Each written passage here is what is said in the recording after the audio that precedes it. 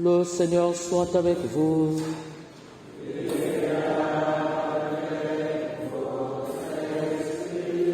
Évangile de Jésus-Christ selon Saint Luc.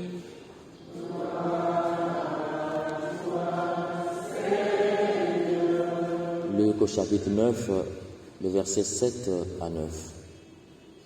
Hérode, prince de Galilée, apprit tout ce qui s'est passé et il ne savait que penser, parce que certains disaient que Jean le Baptiste était ressuscité d'entre les morts. D'autres disaient, c'est le prophète Élie qui est apparu. D'autres encore, c'est un prophète d'autrefois qui est ressuscité. Quant à Hérode, il disait, Jean, je l'ai décapité. Mais qui est cet homme dont j'entends tellement parler? Et il cherchait à le voir.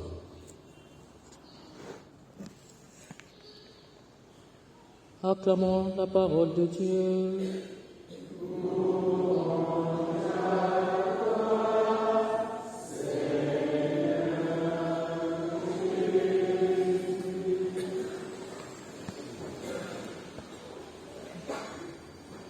Le texte de ce matin nous invite à la joie. La joie. Mais de quelle joie il s'agit? Il y a la joie que nous éprouvons qui vient du plaisir. Il y a la joie que nous éprouvons qui vient de l'avoir matériel. Il y a la joie que nous éprouvons qui vient du pouvoir.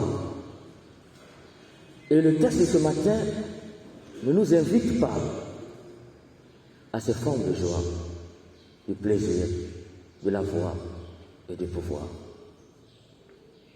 Ces joies, que ces choses-là te donnent, c'est une joie qui finit. Le texte de ce matin nous invite à la joie de Dieu. La joie de Dieu, c'est la joie sans objet apparent. Je ne suis pas en joie parce que j'ai bien mangé. Je ne suis pas en joie parce que j'ai tel poste. Je ne suis pas en joie parce que j'ai ceci ou cela. Je suis en joie parce que je suis en joie. Je suis en joie parce que Dieu m'aime. Je suis en joie parce que je suis l'objet de l'amour de Dieu. C'est ce qu'on voit dans la première lecture. Vanité des vanités. Tout est vanité. Puisque tout est vanité, que devons-nous faire? Hevel en hébreu.